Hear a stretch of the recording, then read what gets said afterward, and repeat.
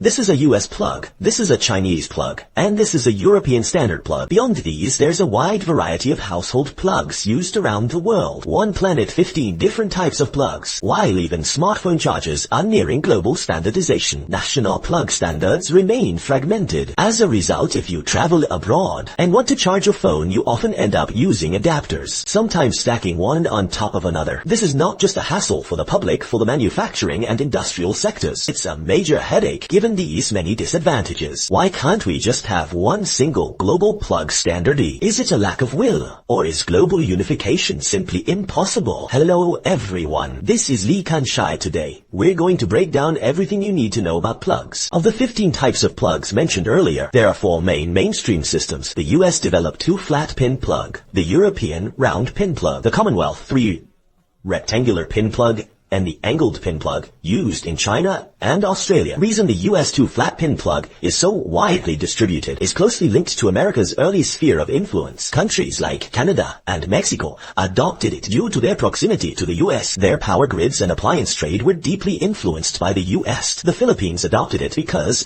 it was a US colony. While Japan's doors were forced open by the US black ships, Taiwan Kina was influenced by the Japanese occupation and later became integrated into the US industrial supply chain.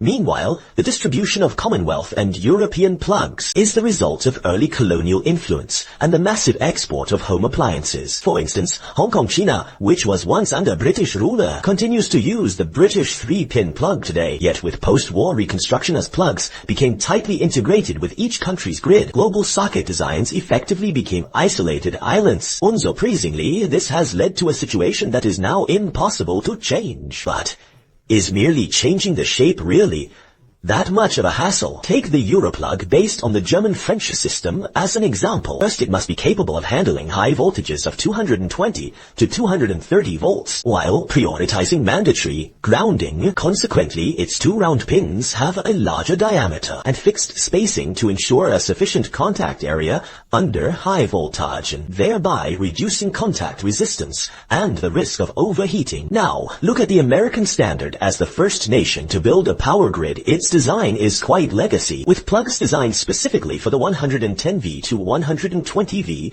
low voltage systems of that era. Therefore, even if an American plug were reshaped to fit a European socket, it would be extremely dangerous to use. Japan is a prime example of this dilemma. Japan's eastern and western regions use 2 distinct power systems, 50HD in the Kanto region and 60HD in the Kansai region. Appliances cannot be interchanged between the two, as doing so could cause an explosion. This dates back to Japan's early electrification period, when different regions purchased their equipment independently. In 1895, Tokyo introduced 50Hz generators from Germany's AEG. In 1896, Osaka introduced 60Hz generators from America's GM. Once the grids were established, the cost of converting frequencies became prohibitive. Repeated attempts at unification failed, resulting in the coexistence of 50Hz in the east and 60Hz in the west. The 2 regions remain interconnected via frequency conversion stations to this day. Furthermore, even if the world were truly determined to standardize, the chaos of competing socket standards during the transition would trigger a host of economic issues. Take Brazil, for example. You could find 12 different types of plugs and 8 different types of sockets. In January 2004, Brazil's National Bureau of Standards issued a unification mandate, which left many SMEs unable to keep up, pushing them to the brink of bankruptcy. Such a policy would be a major financial drain for any country. Manufacturers of sockets and electrical appliances worldwide have already established complete production lines based on their own national standards. Standardization not only means they must invest heavily in retooling, but could also invite an influx of foreign appliances, wiping out their domestic advantage. So what factors lead a country to choose its current plug standard? Speaking of the ancestors of the modern plug, the US used 110V because early carbon filament bulbs couldn't withstand high voltage. That's why they have a 110 volt low voltage grid. China, on the other hand, benefited from being latecomer, reaping the dividends of newer technologies. Initially, the level of electrification in China was indeed very limited. From the early 20th century through the Republican era, most regions in China drew power from lamp sockets sockets or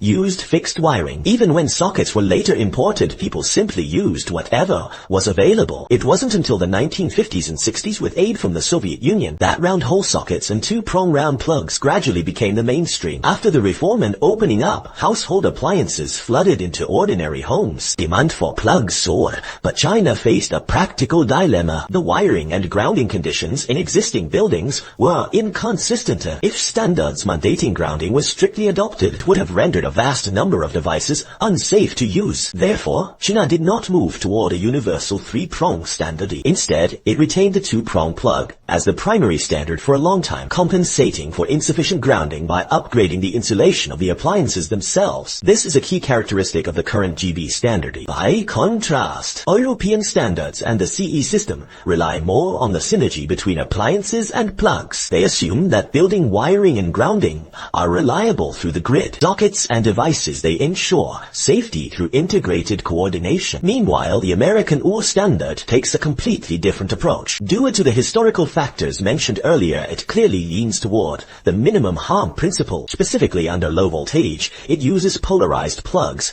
and hot-wired disconnection designs to keep risks within an acceptable range. All of this demonstrates that national standards are not easily unified. So faced with these irreconcilable differences, do we just have to make do? In fact, various parties are actively promoting compatibility. First, there's this little gadget. Anyone who's traveled abroad likely recognizes it. It's called a travel adapter, a byproduct of plug diversification. But often people don't know which one to buy or simply forget to bring one. To address this issue, some high-end hotels in Europe use dual standard socket Cs. Many places like airports in Southeast Asia also provide multi-socket panels for travelers. Moreover, instead of relying on plugs, why not look beyond them entirely? Since unification is such a headache, let's just scrap the idea. Enter wireless charging. Assistant Professor Cao Qiangzhang's team from the University, Hong Kong, has developed a new high-power 22U nanocrystalline smart wireless charging technology. In plain English, it can charge cars wirelessly, following wireless charging for phones and earbuds. The era of wireless EV charging is finally arriving. It not only achieves a wireless charging efficiency of up to 96, but also reduces the charging system's volume by 20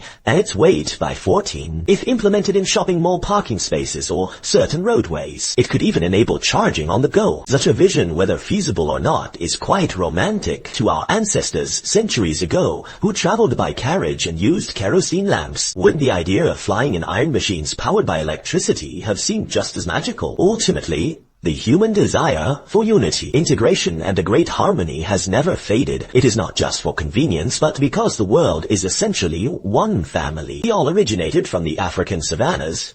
It was only as we drifted apart that our distinct differences emerged. We must acknowledge these differences to forge better connections. Just like these dozens of plug types, each telling a unique story from the dawn of the electrical age.